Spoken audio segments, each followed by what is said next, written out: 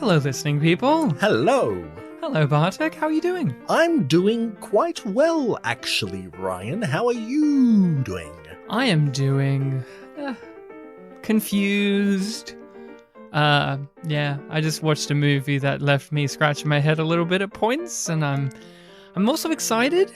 Very excited. I'm excited as former salesman Big Kev of Australia fame, not Australia the film, just the country, would have said, I'm excited, Bartek. But first, could you run us down what our podcast is for those who are new, and to remind those, to reinforce to those old timers that have been with us before? Yes, for all those who are listening to this and going, what is this?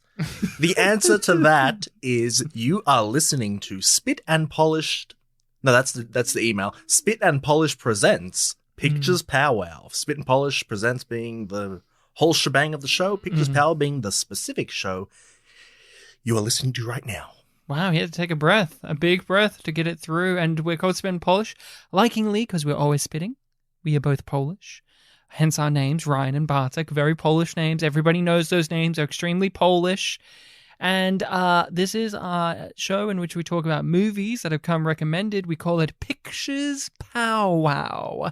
And Bartek recommended the movie of discussion for this week. Bartek, could you walk us through what you recommended? Yes. Why was it that I recommended it? Yeah. Because it's your turn. Yes, it's my turn. We do a 3-week cycle where in the first week it's my turn. Then next week it's Ryan's turn, so he will recommend something at the end of this episode. And then we do the listening people's recommendation. Yes. And then after that, we start all over again. Yeah, we just do the same 3 films over and over again until somebody tells us to stop. Yes, but I try to break up the formula a little bit by every second decision I make in my entire day-to-day life is I pick a non-Hollywood film. So that is what this week is. I have picked the Japanese anime film Paprika from 2006. Paprika, 2006, by who? Who did this one? The director of the film is Satoshi Kon, who he made 4 films. We've done 2 of them so far. This is going to be our 3rd, and this was the final film that he directed. Yes.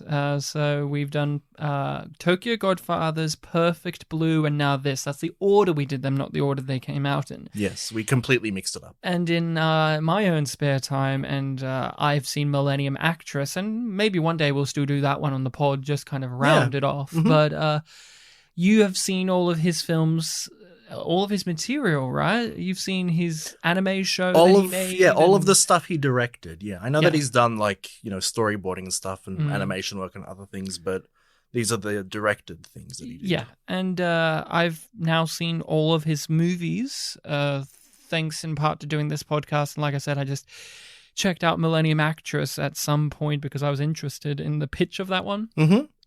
And here we are, Paprika. If you have not seen the movie before, we recommend that you do, because we will get into the details and spoil it all. And it is a film that one should experience.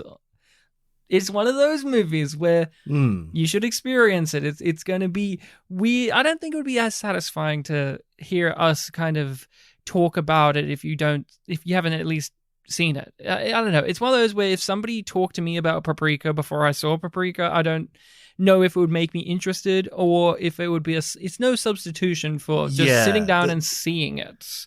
It's like saying, listen to a review of Akira before watching Akira. It's like, you should just watch Akira and get your own satisfaction out of it. I have mixed thoughts on that, but definitely there are elements of this film good to walk in blind for. But, one of the big points that I have about this film is when I watched this film, it wasn't my favorite of the films that he did, but boy, is it a visual affair. This is a film that, when I kept saying to myself, like, I want to watch it again, see if I appreciate it a bit more. But also there was that thing of like, I want to look at it again.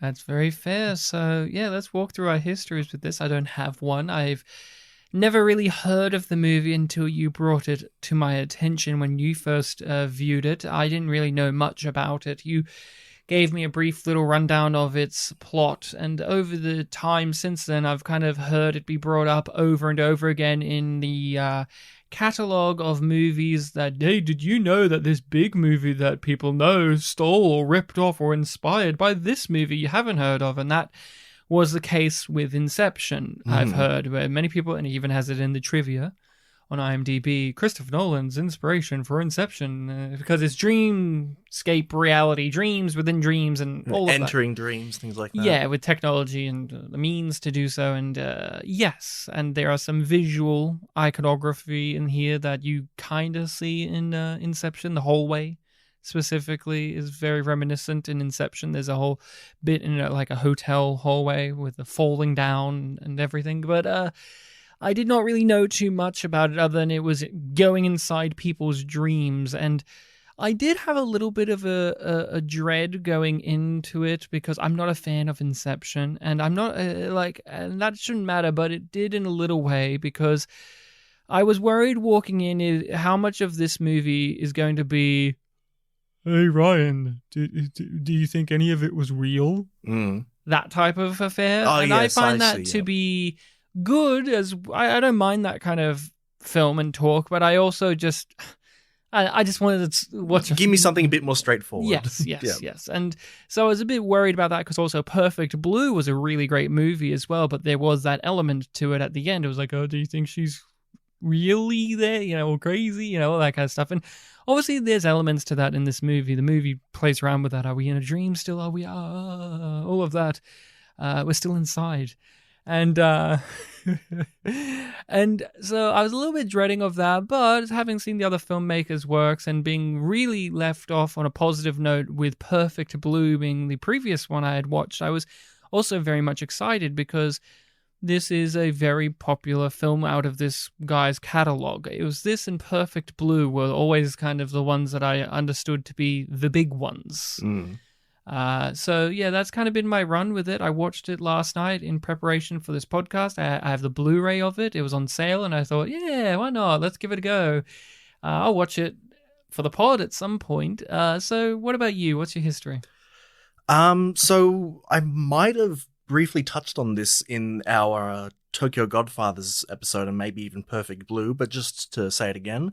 A few years ago, it was 2019, we took a long break for pretty much end of September, all of October, and then we came back with The Shining. And during that month, I was recovering from a surgery. You were doing, wedding stuff. And so during that time, I had a bunch of restrictions and guidelines for what I could be doing. I could walk around, I could sit and stuff like that, but my sitting was meant to be heavily restricted. And even today, still I try to restrict it. But back then it was sit very briefly and then, either go walk or lie down.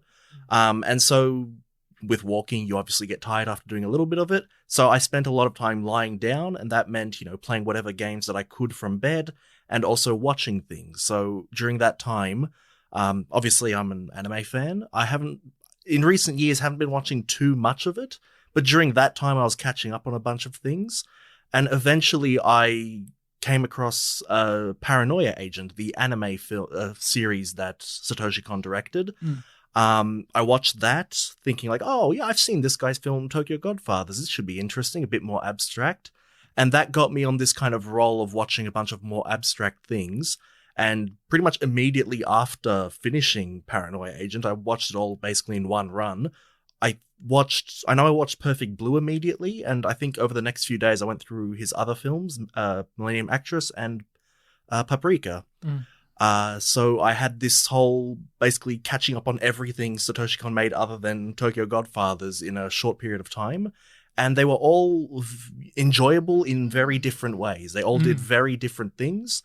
But also with Paprika being his last thing that he did, you could see little elements of all the other things, kind of being repeated in this, done a little bit differently. Motifs, themes, imagery, yeah. Yep, I was even thinking about it when I was watching it again this morning, and I haven't quite found a link for Tokyo Godfathers into this film, maybe some sort of magical realism thing, but I could point out little elements of all the other three things, in this film. Yes. When I watched this, I was reflecting back on all the other films, and it really made me think about how different Tokyo Godfathers is, because Tokyo Godfathers is the middle pretty straightforward film. It's funny, it's a comedy Christmas movie, and it has its flair and flourishes, of course, but it's not abstract in the way the other ones are. Yeah, again, it's just like a series of highly unlikely coincidences help the characters through their way. And flashbacks to tell us how these characters became who they are today. Mm-hmm. The connecting thing I would say throughout all of his movies is there's always a character at least that is an artist or a performer or some entertainer of some sort in all of them. Because the trans... that's also true of Paranoid Agent. Yeah, the trans character, right, in Tokyo Godfathers, they were a performer and all of that. And so that's kind of one of the more obvious recurring things. And in this movie, they're all kind of performers because they're specifically our lead, who is Paprika, where she has this character that she plays in the dreamscape, but also then the cop man himself, where he was a former filmmaker and now is having to act out his film at the end. So there's that kind of thing in there in his work. But I was also reflecting back on all those other ones. But yeah, that's an interesting history. You watch these in a pretty short period of time. Yeah, Tokyo Godfathers was a few years earlier, but all the abstract ones basically short period of time. The rest of his catalog he watched in a series of days. Yeah. Which is very different because obviously I've watched these over a series of years. Yes, yeah. now. And Paprika. So here's my blanket thing that I'll say. It's not my favorite of his. I would put it at equals with Millennium Actress. I was similar. The big issue that I have with the movie, and this, it's still not saying, oh, this movie shit because of this, but what I liked about Perfect Blue better, and even Millennium Actress better, is I cared more about the character involved in those films. Mm-hmm. In Paprika, it's about the concept and the set pieces more for me and what it gives me cerebrally, but character-wise, I didn't find it as layered or as nuanced or as gripping to me as the other films. That's where its weakness is for me in comparison to the other three films we've done of his. But it's still marvelously put together. It's really creative and thoughtful and bizarre. We have to praise how bizarre it is. But at the end of it, I didn't care as much about the characters as I did in Perfect Blue, Tokyo Godfathers, and Millennium Actress, where I put it equal to Millennium Actress, but Millennium Actress outdoes it in the character thing because that's about the character, it's about the woman that we're. Yeah. This film kind of balances out the main character's focus attention between a few people. I would say it's not as if this isn't putting in any effort character work-wise, but this felt more to me of the characters were in service of the story rather than the story in service of the characters, which is what I felt with the other films of his. Mm-hmm. Thus far, at least, when I rewatch this, and I will want to rewatch this, it may feel different because obviously this is my first time seeing it. I don't know all the twists and turns, and I don't know all the answers and all that kind of stuff. I'm just going off of like the base level of seeing it and going, "What the fuck was that?" And I understand what's going on. I think in these ways, and so. Yeah, I did enjoy it. I did have a good time overall, and it just kept ramping the things up in a really brilliant way. And why I also put it equal with Millennium Actress is this doesn't have... My big weakness with his other films, except for Perfect Blue, is the comedy aspect. I'm not a huge fan of the comedy in his movies as much. That's why I like Perfect Blue. It didn't really have any comedy stuff. Millennium Actress has these stupid comedy characters in there that kind of get in the way. The cameraman, the director. And that's not it's just not my feel. And I like it when he strips back. And this movie doesn't have any stupid comedy stuff in there really either. And so it evens out to being equal to being second or third favorite in his catalog that I've seen. It's weird. Tokyo Godfathers is my least favorite, but it's the one I started out on. So it has a special place in the heart, I guess. So what about you? What was it like revisiting? I have talked about, in vague terms, Paprika in the past, where it was, this is a sci-fi film, and there's obviously big sci-fi concepts here that they introduce. And, my kind of experience with sci-fi is sometimes I kind of struggle to retain all the information given. I have to kind of play catch up when, as the film keeps going. So I was fine that first time, but that did kind of bother me.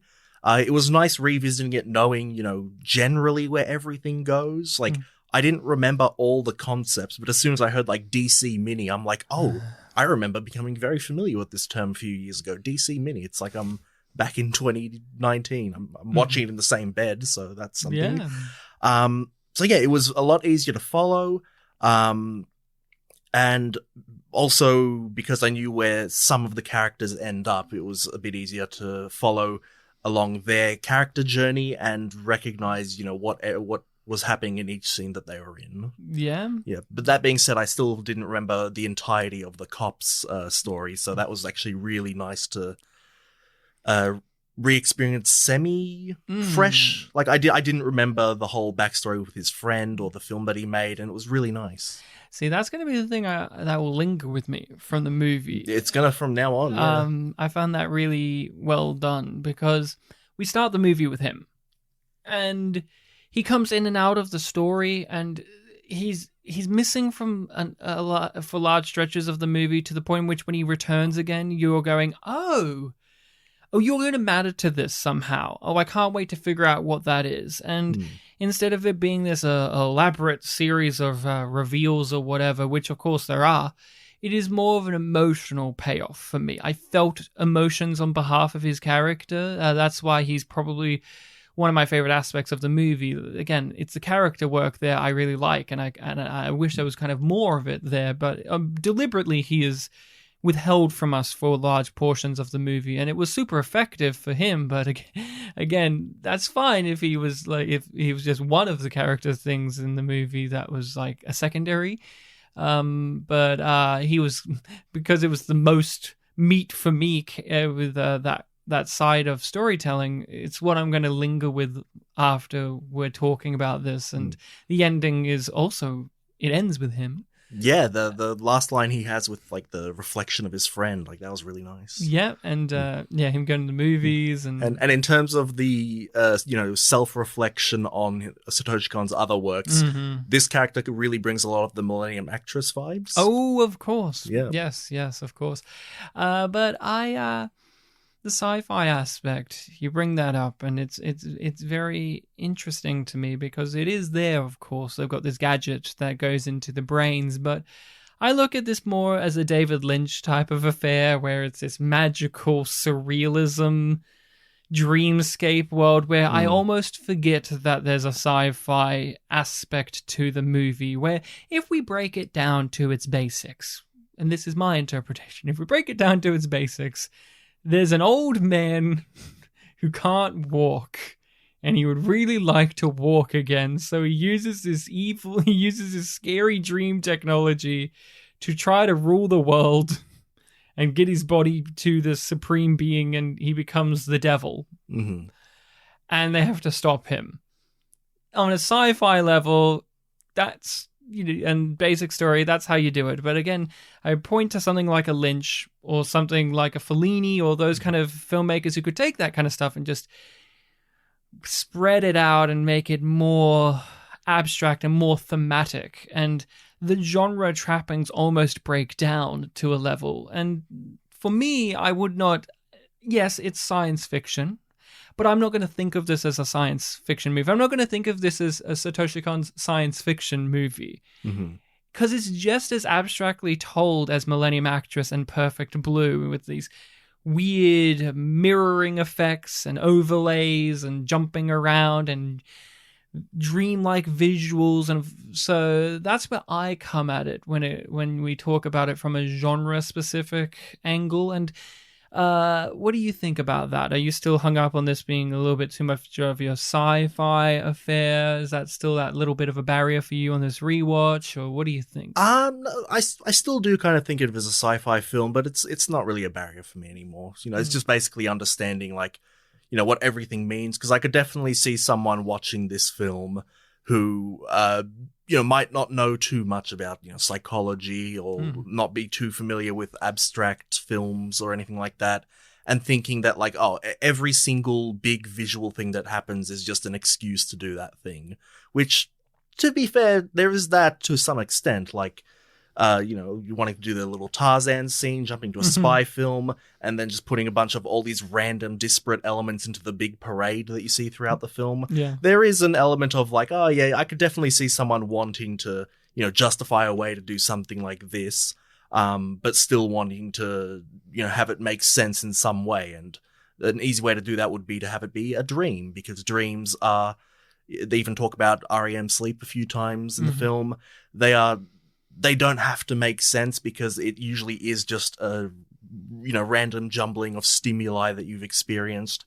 And there's a lot of lines of dialogue in the dreams where the characters are crazy. They say a line that's just complete nonsense. Yeah, the film throws you off when her boss, the little guy with glasses, before he throws himself out the window, he just starts speaking this utter nonsense, and I'm sitting there going, what is happening? Because he's giving the animation and the performance is just as over the top as the character was already presented to be. But then he just kept talking about stuff, and I'm like, what is going on? And that is one of those, I have to wait for the story to tell me so I can understand and reflect back on it. And then obviously we see that be done more and more so throughout the movie, that side effect that this dream technology is putting on people, the terrorism. Oh boy, the terrorism got brought up a lot in this. I really remember the big T word, yeah. Oh, what a time it was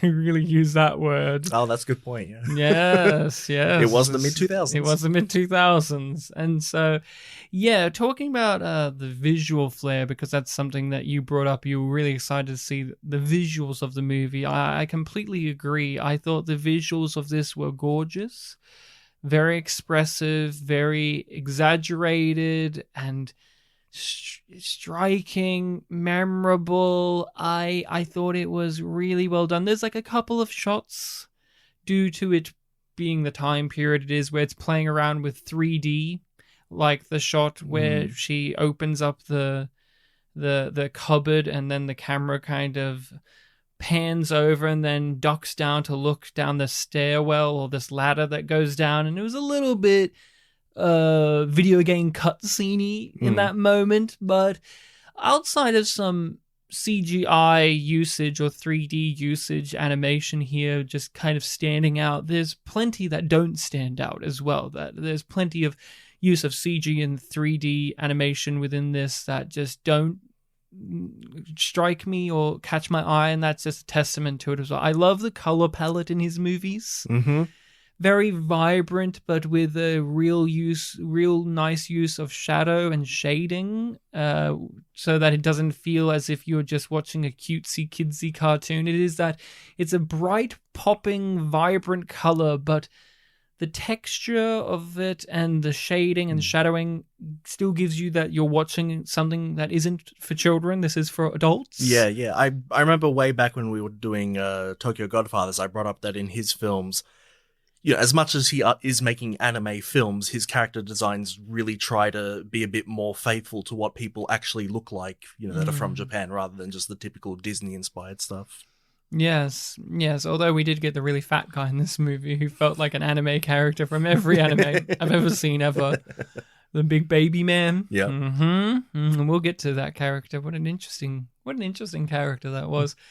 But yeah, I love the animation in his movies. And having now watched them, they got better as it went along. Like, we did Perfect Blue last, and there was some of the budget and the times with the animation that it's not as good looking as Paprika, but it's still a very good looking movie. Yeah. But this movie is very specific and very detailed. I mentioned in Perfect Blue, there was some of that typical anime. We saw this in Wolf Children, for instance, and this may be just a thing of Japan or budget, but we're just in the background, people don't have faces. It's just like blank, and I find that distracting sometimes. But this movie, there's not really any of that. Everyone has a face. Everything has this real amount of effort put into it, and I love with Japanese animation. I think about this a lot because when you watch American Western animation, they don't have this as well as your Ghiblis or these or anything, where I'm watching this scene in this movie. I can't even remember what scene it is, but it's just a shot of a car park and a car's parking in the car park, and I look at it and go, God, all of these cars are so well colored. They've got such amount of, like, this car's green, and it's multiple textures of green, and there's a shot of the lady waiting for the elevator, and you can kind of see in the marble the marble wall there, the reflections of the fluorescent lights that are clearly above that we aren't seeing. And there's just, I really love in some Japanese animation that they go like super stylized, but also can be super realistic as well. What do you think about all that? No, that's definitely one of the Satoshi Kon's strengths, just making things look, not just the characters, but the environments. Like, not everything is, just a flat color with a bit of shading. There are, little details in like reflections. And there is a real art to, making something super detailed and, with the right looking colors, but not making it stand out. It's not like in whatever scene that was that it happened in. It's not like you were just staring at that car and completely disengaged from the story. Like, it really felt natural that it was there. I find with specifically Japanese animation, they're really good with landscapes and backgrounds and stuff as well. I think of, if I'm going to have a desktop background on my computer from an animation, I would choose a background from an anime, whether it be a movie or TV show. I've said this to you before, but I grew up with Dragon Ball Z, growing up, as many kids of our generation did. Yep. And one of the things I really love about that, when the animation's good, because Dragon Ball Z is one of those shows where they had like 3 different animation houses to pump out. And for the long runners, you're going to have the weak ones. You're going to have the ones where they have eggs for heads. You know about that, right? Probably. Where Dragon Ball Z, I think it was, where they had to pump out like one a week. So they would have 3 different animation houses doing it. So the good one, the middle one, and the shit one. And the shit one, their heads look like eggs. So you knew you were in for a bad episode. But Dragon Ball Z, for instance, and even Pokemon and Ghibli movies, I just love how they do grass and dirt and physical environments. I always think of Dragon Ball Z where they have like these floating islands and bits of debris that would fly up, and both it feels realistic but also surreal, because the color will be this sickly looking pink or this green. Green. There's a lot of green backgrounds in Dragon Ball. I was thinking about that when I was watching this, where it's riding that fine balance, and it works for the movie, where the movie is dealing with dreams, where everything is obviously different and abstract, but it's also grounding us back to the real world with like, I keep saying it, like hyper-specific detailing to things, such as at the end when Paprika jumps into the robot guy and then becomes a big baby and then becomes a full-grown girl and all that. I was looking at the road and I was looking at the cracks in the ground and the broken debris on everywhere, and I was like, that looks great. I was just noticing that type of stuff when it comes to the animation, because obviously we're going to talk about, like, don't you love it when this person's skin does a Cronenbergian thing and a head will pop out of it and melt? That's great, of course. But I really was looking at this, appreciating the mundane. The backgrounds, the clothes, even the hair, all of that stuff was really marvelous to me in the film. And the color, textures, the weight. Oh, I love how they played around with weight in this movie. The feeling of how light and fluffy and airy it is when you're in the dream world, but then when they're in the real world, there's this real sense of everything just weighs down so much more. Yeah, I remember. Well done. I remember, because one of the big things about the film that we haven't brought up yet is the main character is this Dr. Chiba character, and when she's in the dream world, she is Paprika, the red-haired girl that you see in all the marketing, and they're like 2 sides of the same person. Where Paprika, the dream one, is really bubbly. And in the opening credits sequence of the film is basically her just going around the city through screens and things like that. And she does the skipping thing, which was, call back to Perfect Blue, the climax of that, where the villain was chasing the main character. Yeah. And she was like this, fat, sweaty, breathing deeply lady. But then, like, in her reflections, she was doing the skipping thing. Yeah. And the opening with that really used it being animation. Her jumping through TVs or appearing on as a picture on a person's shirt, and then we zoom into the shirt, and now we're in that location. And her skipping and freezing time, or it's just jittery like an old videotape when you're used to put it on pause. She's pretending she's struggling in the middle of traffic, but no, just pause the time. Yeah, that was an awesome sequence. That I love just the opening with the clown coming out of the car. Mm. This is a very elaborate thing, and I knew I was in for a good time when the cop guy saw an entire crowd of people run at him with his own face on them, no matter the proportions, and I laughed. Proportions or genders, I had a good laugh. Especially because that young lady with his face like ran right into the camera, and it was just like, oh, your skin texture of the face is different from your body. Yeah. And I loved when he looked at the dream back. He's like, why do they have my face? It's so weird. And I nodded going, it is weird. Yeah. That guy's voice, we have heard it in Tokyo Godfathers. He was in exactly one scene. Oh. He was the doctor at the hospital who the main, one of the three homeless people's daughter was getting married to. It's famous voice actor Akio Otsuka. He is notably the Japanese Solid Snake. Oh. And did he get to be in number 5? He was Snake the whole way through. Oh, unlike David Hayter. Unlike David Hayter, yeah, they respect voice actors in Japan. Oh, wow. And notably, this is a spoiler for the end of Metal Gear Solid 4. The very end of that game... Sons of Liberty? Guns of the Patriots. Guns of the Patriots. Sons of Liberty is the second one, so... Yeah.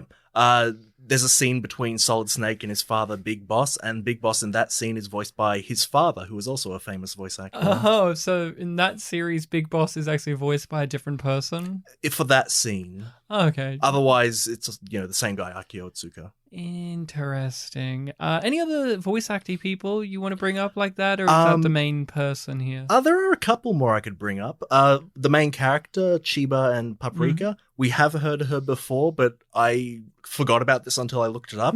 She was actually in Wolf Children. Oh. Do you remember it wasn't really a love interest, but the daughter's like friend that she made that like she struck? Oh, yeah. And how she had the mother that was like, your son struck my daughter? That was her.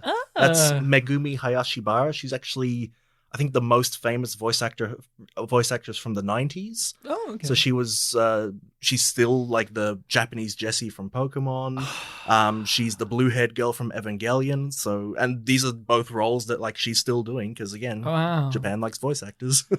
Wow. And she wasn't in Perfect Blue, huh? No, I'm surprised. No. Yeah, that's cool, man. Anything in specifics you want to talk about with this? Anything you want to ask me or talk about or dissect or bring up? You sort of jumped in there with the mention of David Lynch. One of the things that I was thinking was, this is a film that deals with dreams, and notably we did Mulholland Drive, which also dealt with dreams.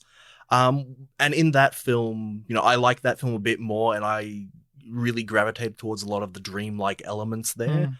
And you not so much. And even in our regular day-to-day lives, like I remember my dreams a bit more, talk about them a bit more, try to work out like, I think this was inspired by this. And you notably, don't remember your dreams. I don't remember my dreams. And you tend to think of it as a bit more of like a free-formy thing. That's probably not the best phrasing. But was there any thoughts like that lingering when you were watching the film? That's a great question. Because sometimes that dreamy shit does pull me out of a movie. Yeah. I think it had enough of a coherent story for me to get it. Mulholland Drive has a story. I get it. I get what it's doing. How do I say this without being offensive to David Lynch? Because I do like David Lynch, but this film was less wanky, is the description I would use. It was less Definitely. a wank fest in comparison to Mulholland Drive. I'm sorry, people. I don't love Mulholland Drive. I love Twin Peaks. I love Lost Highway for some reason. Elverman and Eraserhead. Yeah, there was just I guess I got more out of this movie, even though it had like creepy, weird dream shit that was in part there to tell a story, also in part because these are things that the creatives involved probably wanted to play around with. Yep, I said that earlier, especially in animation form. But yeah, the building mystery and suspense of what was going on was also the hook. It had a clear 3-act structure. There was a definite, we're finding the clues, we think this person's involved, we think they're going to be using it for this. There was the revelations and ramping of stakes and all of that. So that stuff was enough to push me through. And the surreal, dreamy stuff was in aid of that. So when we had the creepy parade, and although it's crazy and nonsense, that's what it's supposed to be. It's crazy nonsense. It's the dreams of a madman type of deal. Help us. Floop is a madman. Help us, save us, as Spy Kids bravely said. And I understood when they would cut back to that and they would show us the effects of that in the real world, it made sense to me why these were here. Well, David Lynch's stuff, don't get me wrong, I know, I get it. It's just I didn't connect with it. Also, this movie's 90 minutes long. Yeah, I think on the dot even. And Mulholland Drive isn't. So was that one 2 hours? Length. It felt like yeah, length is definitely something that helps me with these things as well. This didn't dick me about as long. And so I didn't get I was surprised I wasn't as off put by that. Rachel, my wife, was. Mm-hmm. She said to me, I think I understood some of it and just was frustrated by the movie. My brother-in-law... Oh yes, you said something about I told him that we were going to do this one day on the pod. I had it, and he reacted very strongly. He said, Paprika. Oh boy. And I'm like, oh, what's wrong with Paprika? And I actually said, what's wrong with Paprika? Isn't that like a really beloved movie?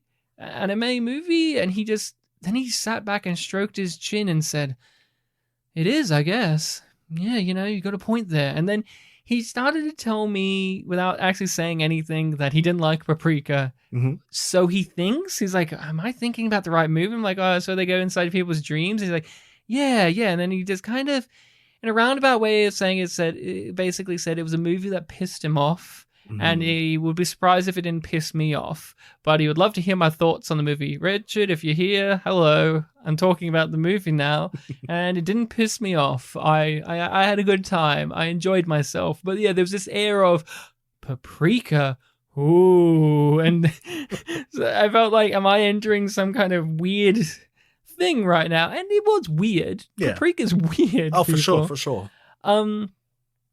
One of the main drawbacks for me was our main character. Both sides, Paprika and what was her actual name again? Atsuko Chiba. I just didn't really care about either side. They were in the movie, but I also kind of wish they were in the movie more, if you know what I'm saying. I think I got the same impression, yeah. And then the revelation that she's in love, or has feelings at least, for the fat guy scientist man. I was like, oh... okay, I guess. As my second viewing, I was looking out for more signs of that, and yeah, it's still a bit contrived, I guess you could say. you didn't get sold on it? In very minor ways, like I guess there were things there, but it did seem a bit more like a, talking down to like, oh, you are irresponsible, mm-hmm. You didn't think about the consequences of these actions, your personality leading to this. It did seem a bit more like partnery in the sense of like we work together rather than romantically. Yeah, I was thinking about this. I was watching the movie and I think I said we're like an hour in, and I said in my brain, and it's almost as if the movie heard me and said, oh, we got you sorted. I said, this is his least pervy movie I've seen thus far. It's the... Least pervy? Yeah, least pervy movie. And then we had the scene in which the guy put his hand through her pussy and then up her body, and it was like, oh, here we go. And then they split her in half and she's just naked, and then it just went on and on. I'm like, oh, here we go. This is the least pervy. Oh, wait, no, there we go. Oh, there we are. It was just one of those. It was just very funny to me because it was withheld. I guess Tokyo Godfathers is his least pervy movie thus far, huh? That's the one where it's just like, okay. It was just very funny to me that I thought that, and then the movie immediately followed it up with, no, we got the rapist guy here. Who tries to do the right thing in the end, but it doesn't matter because he was just a guy. He was voiced by Spike Spiegel. Really? Mm-hmm.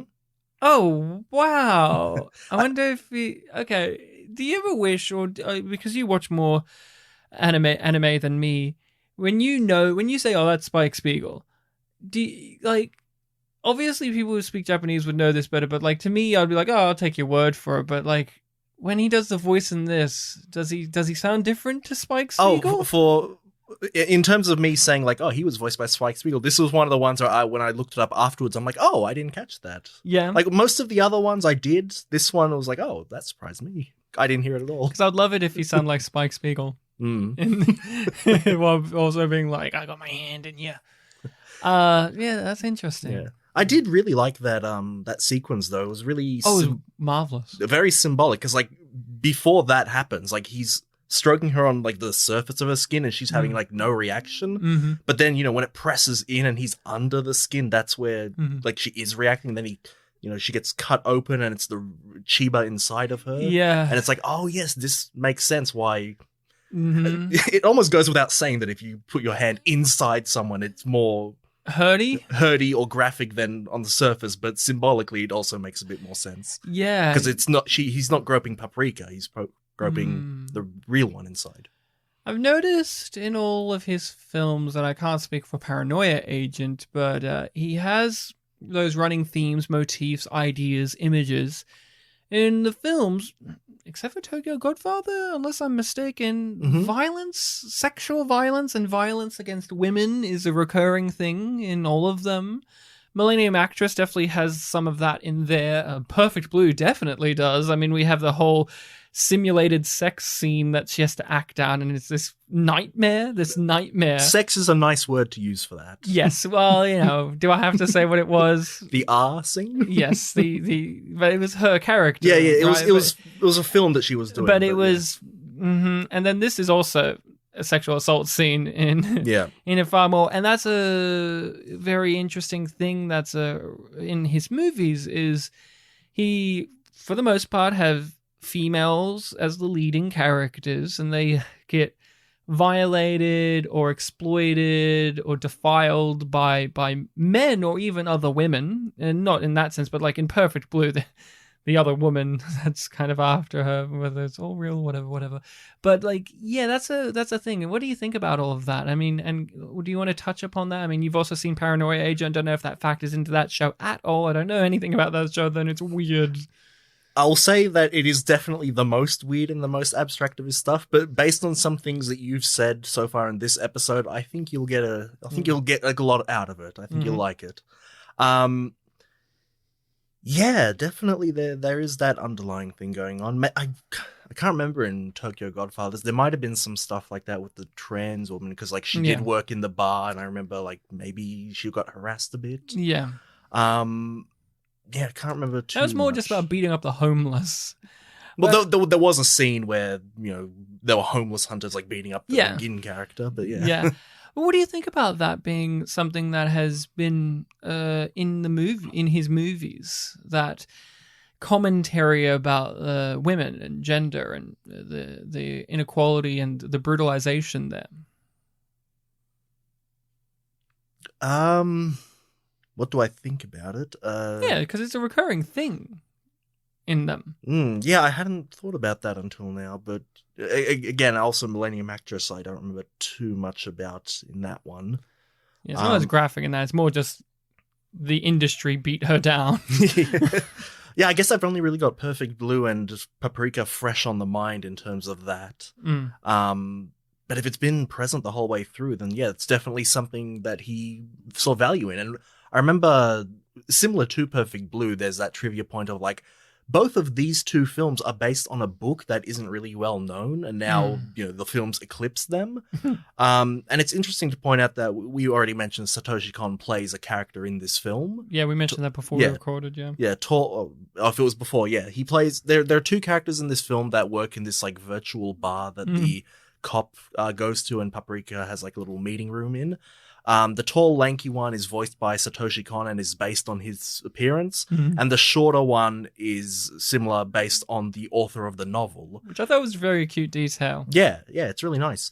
And there was... What was it? What was I saying? There was some detail... this is less about women.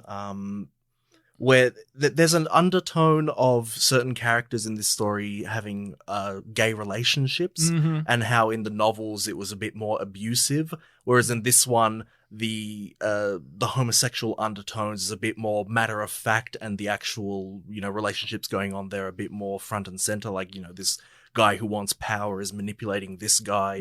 This guy used sex to manipulate this guy. It's not too obvious, and maybe some people didn't catch it, but that's fair enough. But I remember there was a point that Satoshi Kon did want to make that a bit more sensitive and more acceptable to the time that the film was made. So I guess you could see Satoshi Kon wanting to have a bit more progressive values. And we even talked about it in Tokyo Godfathers, how, Japan hadn't and probably still hasn't quite worked out the whole trans issue, Yes. The terminology, are they men, are they women?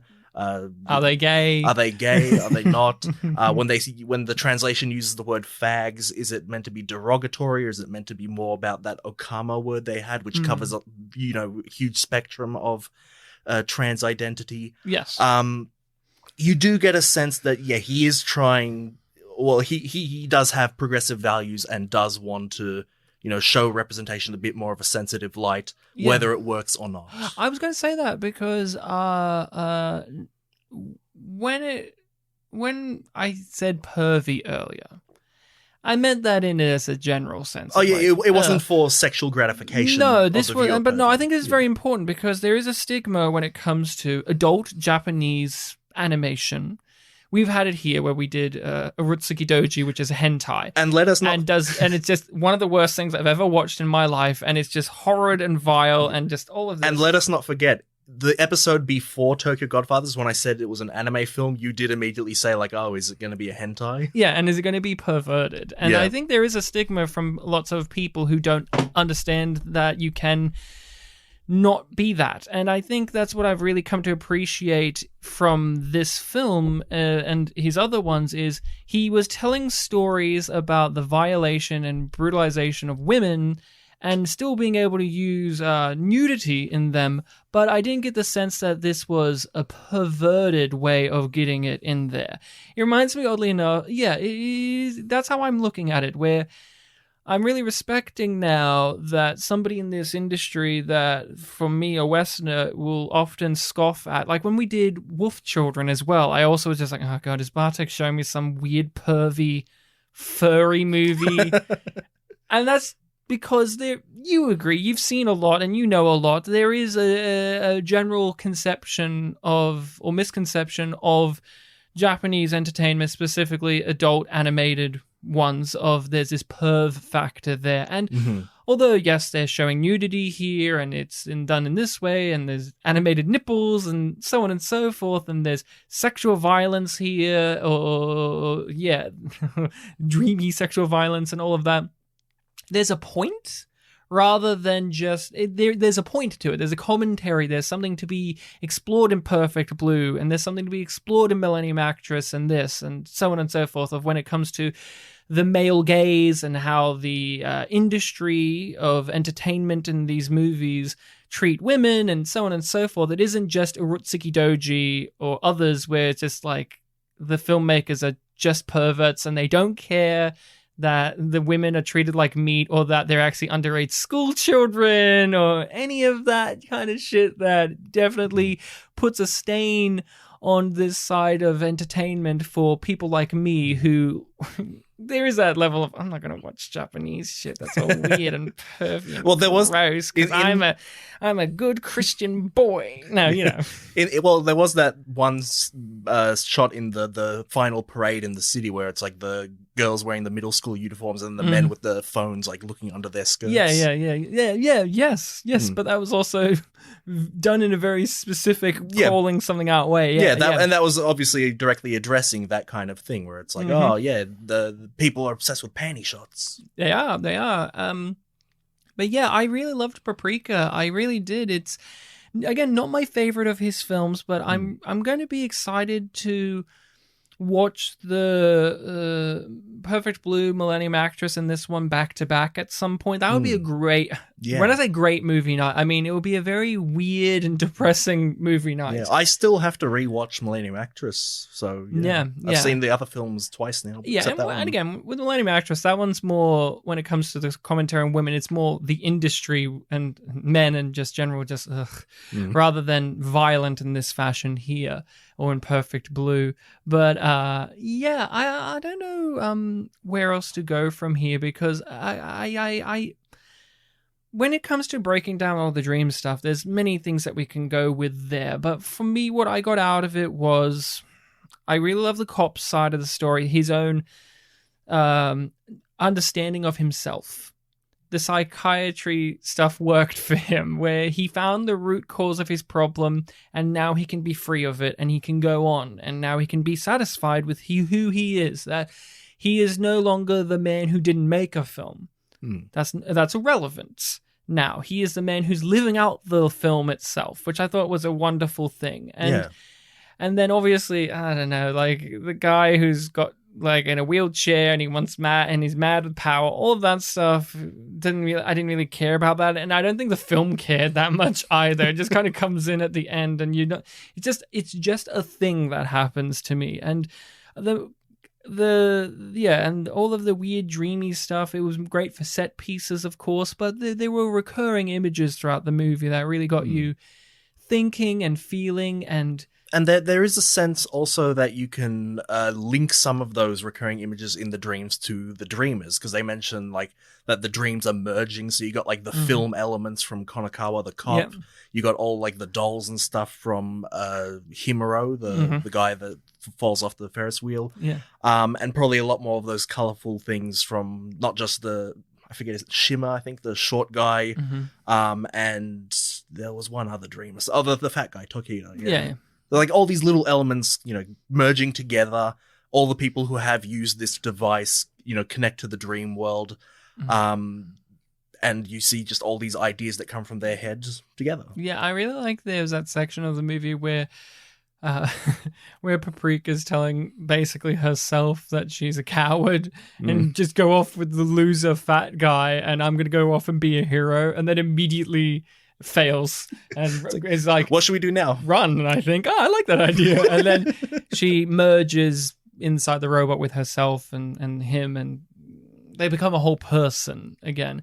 Oh, I read this in the trivia, and I wrote this in my notes before I saw it in the trivia. When Paprika's flying around, she's flying around in the dream, and she's got this certain aesthetic. They say in the trivia, I'm pretty sure it's like, this looks reminiscent of Dragon Balls. Oh yeah, that's the Journey to the West character. Yes, but then I was like, it reminds me more of Monkey, which is a Chinese, I do believe, Chinese or Japanese folk thing, born from an egg on a mountaintop, Monkey. And it said that in the trivia too. It's like, it could be this as well. And it was just such a super specific thing that, again, why is that there? I don't know. Some commentary there, but it was just a neat detail that I'm just like, that reminds me of this. And then I read the trivia, it's like, you're right, Ryan, it should remind you of this, because it may be referencing this. Yeah, it's referencing Journey to the West, I'm pretty sure. Yeah. And that's the thing that like Dragon Ball was originally based on. So that character, if you're like, there's like Goku stuff there, literally that's the Japanese name for that character, Sun Wukong, Son Goku. There you go. But I love the music as well. I think this is my favorite music in any of his movies. I did not know this until I read the trivia, that this was one of the first films to use Vocaloid technology in the soundtrack. So like all the electronica vocals that you hear in like the opening credits and the parade. I don't know about the parade, but definitely the opening credits. That was, Vocaloid technology. Yeah, I really liked the music. I thought it was marvelous and used really well, placed in there at the right moments. They knew when to give you that really peppy, poppy music, and also the more ambient and the horror strings, and all of that was really well done. I had a look at some of the uploads of like the music tracks on YouTube, and they've got millions of views. So testament to the quality. Anything else you want to talk about? Because I think I'm pretty good, other than like, I think we got to talk about this being his final film and all of that. But anything about Paprika itself you want to delve into before we wrap this out? I think we got it. Yeah, just the thing of this being his final film. He was working on another film, and I think the title of the film that the cop was seeing at the end was sort of similar to the title of that film. Like he was seeing Dream Kids. The film was called like The Dream Machine. Yeah. Yeah, he was working on it. Then he died, I think, in 2010. And from what I recall, it's been a few years since I looked it up. Like other people were trying to finish it off, but eventually they just gave up because it's like, the mind of Satoshi Kon is gone. Yeah, we can't finish it.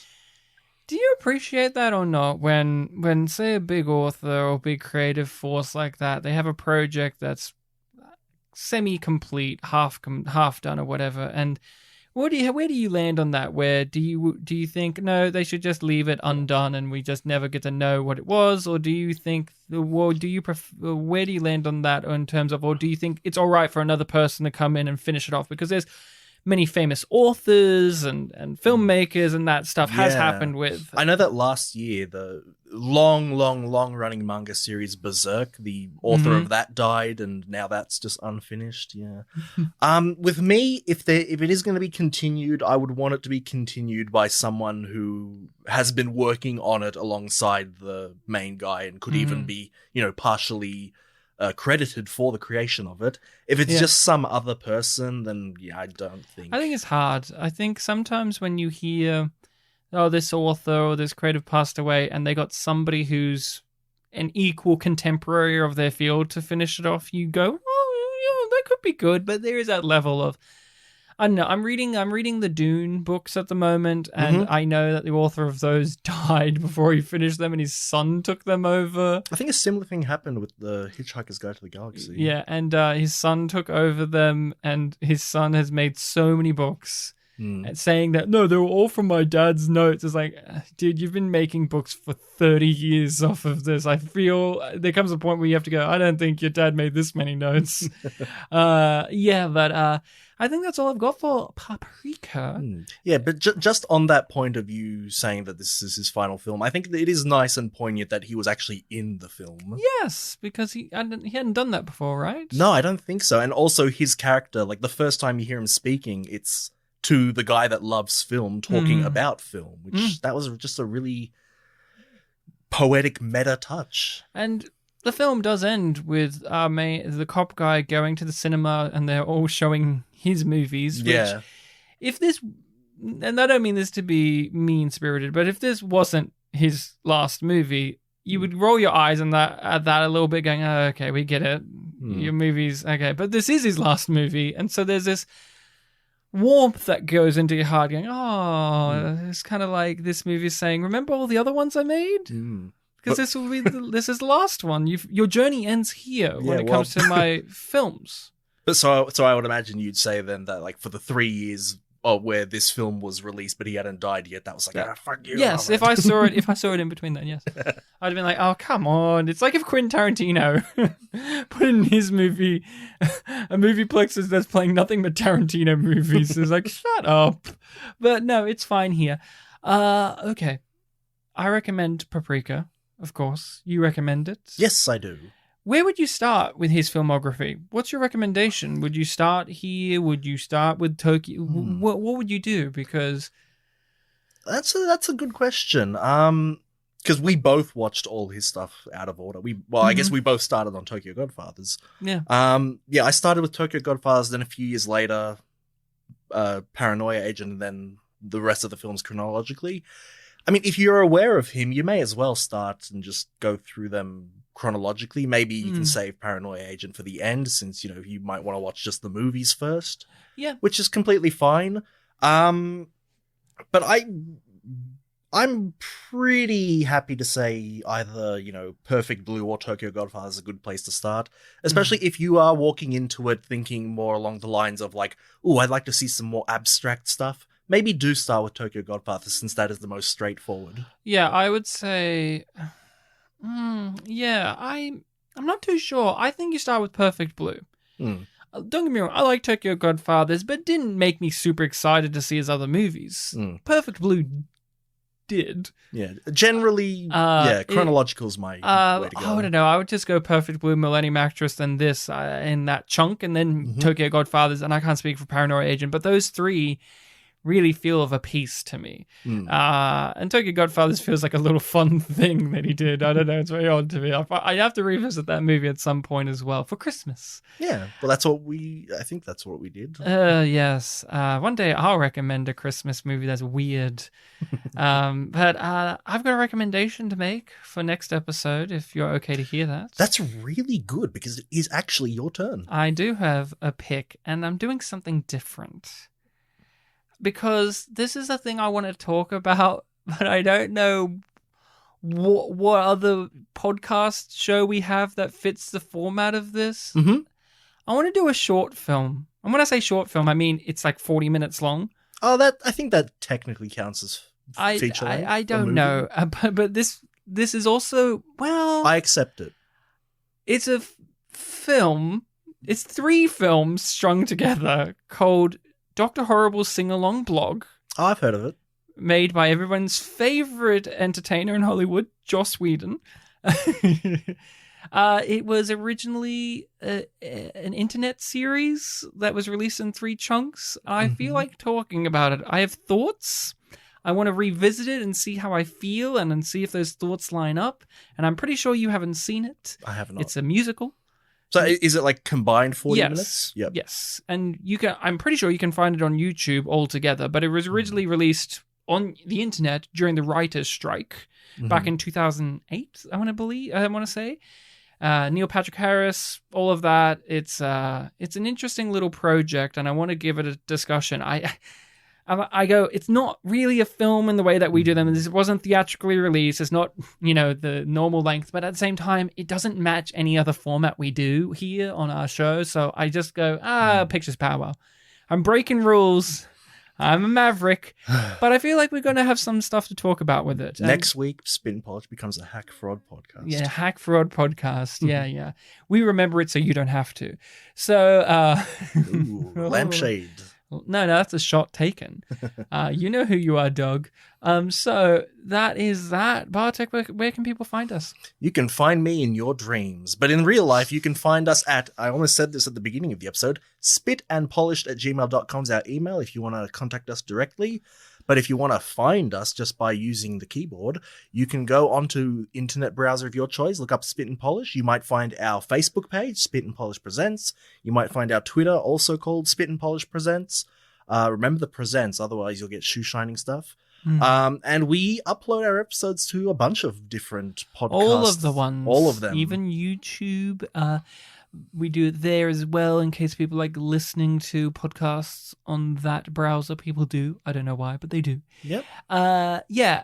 Let us know if there are any movies you want to recommend to us. Hit us up on the email or social medias. We'll add it to the list. Yep. Because after me, it'll be another listening people's selection. It'll be another listening people's choice. And our list is a decent size at the moment, but it's always good to get some more on there because who knows? Yep. We may want to do yours straight away or 2 years later. It's really up to us. Yeah, we decide. The thing at the very top of the list is really waiting, whereas the thing we just did was barely on there for a week. But let's not unsell them on giving us suggestions, please. Bartek, pleasure as usual. I'll see you next time on the pod to talk about another thing. I like Thing. This film was also Thing. We didn't watch The Thing by John Carpenter. Oh, I've seen half of it. Really? Yeah. Only half? Yeah. Which half? First half. Why did it spook you? No, I fell asleep. It was a movie.